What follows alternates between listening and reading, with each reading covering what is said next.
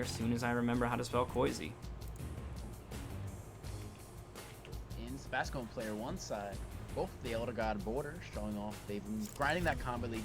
That wouldn't be me, because Kombat League gives me gives me very angry thoughts. It is not a fun play. It's not a fun play. Well, Cetrion today for Koizi, the first pick of this match. Might be another one if he loses, but Cetrion is what he's going to start with. Sebasco, no Sindel just yet. Going to go with Fujin. We saw it earlier against Blue Link. Obviously didn't work at the end because Blue won, but not a too shabby Fujin.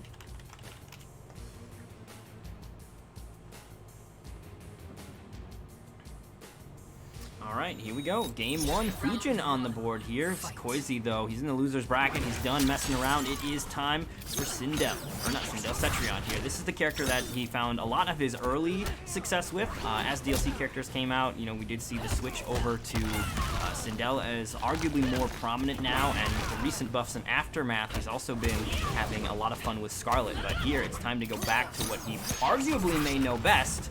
And so far, off to a decent start here. No Amplify on the Warp Needle. I think that's a risk to take, though, against Koizi. Koizi gonna get that flawless block timing. I'm sure of it.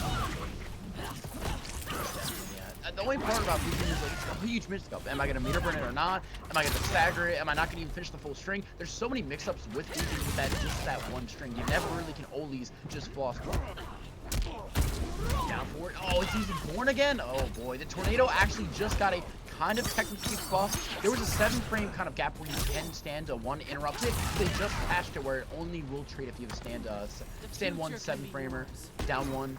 Can't really interrupt it anymore. You can only trade. 7 frames, is it still flawless blockable then?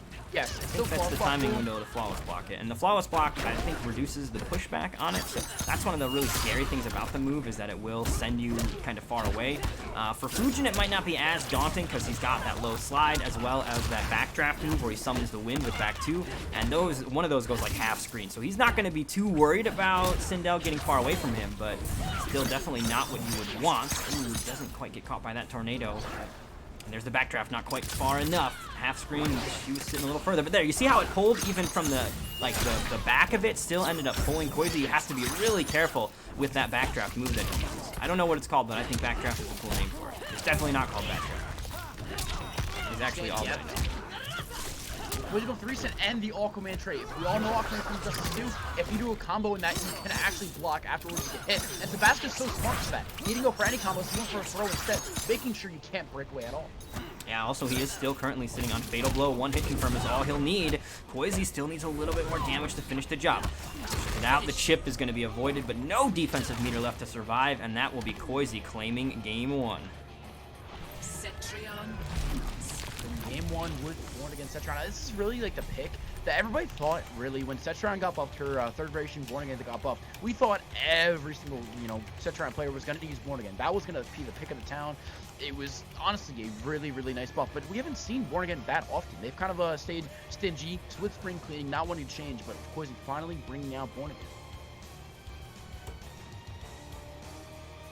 Character start screen though, that gives Sebasco the chance to make a switch. We've seen a lot of Fujin. That's been what's been happening lately, but he does have a couple of the characters, Liu Kang being one of them, and Liu Kang is going to be picked so far. Alright, Koizi of course locked in with this Born Again Cetrion pick. Born Again is not the variation that we typically see from Koizi, or Sindel players in general, to be honest. It's a lot of spring cleaning. Many would still argue that spring cleaning is the stronger and strongest variation available, but there are some interesting utilities available here to Born Again, and Koizi is, of course, going to be one of the best at capitalizing and utilizing those. So it'll be interesting to see how Born Again ends up faring here now that the Chosen One is on the screen here. Sebasco, we've seen his Liu Kang before. It is solid, but is it solid enough? Ooh, tuck those toes up, lady. She'll never do it.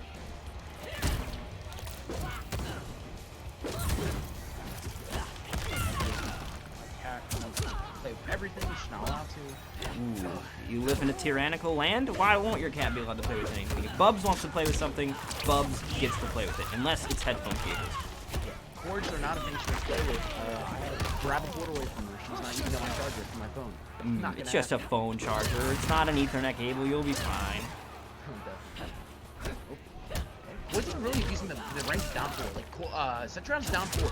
such long range, and also you can just go straight tornado afterwards. It's such a threat really in any matchup. And even She still low has profile rock wall too, fireballs. right? She still has rock wall in this as well. Oh, yep, Yes. there it is. There's your answer. Yeah, down forward rock wall is a stressful tool as well. You have to be really careful, and it creates a lot of good space and pushback. The flying kick not going to be quite close enough, and that will allow Koizi to claim round 1 here of game 2 versus Sabazga, as he's looking to send Sabazga out of the tournament. This is loser's side action here, so whoever falls will be falling out of the tournament. No more second chances left.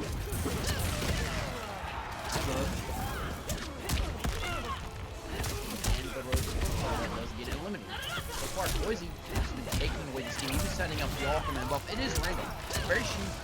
There's no way you can pick really what buff you get. So not even using the Aquaman buff. She just wants to get away with it. Go for the front. Instead, Sebastian's still fighting back. No flaws. Dream didn't have to curse it. One. Really trying to play headspace here too.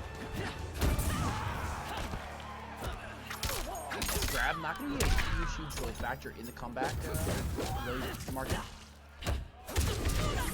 Oh, but the winds will do it. The back will be split and blown away as Koizi claims his second. Cetrion.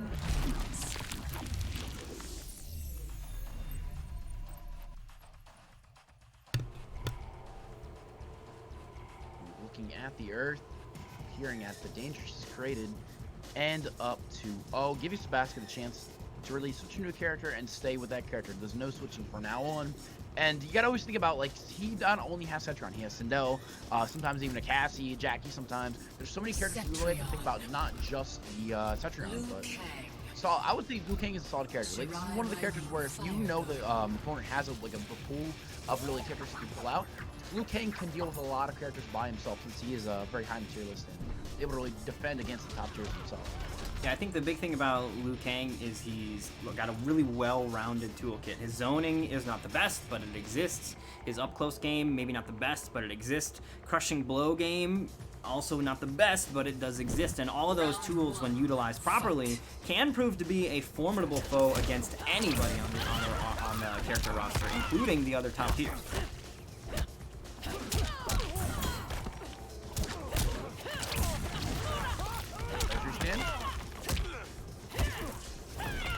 Even getting the parry, but not gonna work out this time. It didn't work out last round, but you only can trick you one time. After that, you know what's happening. Corner again. It's so hard to really get out of the corner with Cetrion because the amount of range you have to just stand one, good mid. Rock wall is always a threat everywhere on the screen, even full screen sometimes. Deflecting every bit of projectile, and I'm not sure what Sebastian went for there. Maybe it just didn't get the hit from it, but not going to be great for the round count. And Koizi's already on match point. So far, Sebastian has not been able to get anything started. And the way you're going to get something started is get that demon in the corner. Yes, easy combo conversion. No guys in this race. She's only able to do divine grab. But that's the thing about Cetrion. She has 2 combo starters. She doesn't need one of them. She already has one as a universal. Ooh, big crushing blow here from Koizi. Sabazga, what the fuck? How did that not armor break? Wasn't that the tornado? What the fuck just happened? The game's something else. Oh, and there it is. Koizi will take it 3-0 here over Sabazga. Are we going to also see a fatality or a friendship, perhaps? Oh, no, this is a fatality. Oh, man, we haven't seen this one in a while. This one is awful.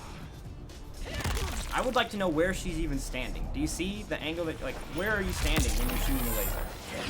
Because it's not where the guy is underneath you. You had to have moved. Like, there's just too much movement from where it was before. It's absurd. It's definitely something. Not the fatality I prefer either. Alright, so I currently have a lap cat, so this is going to be a camera angle usually reserved for my OnlyFans, but I want to show you guys the bubs being particularly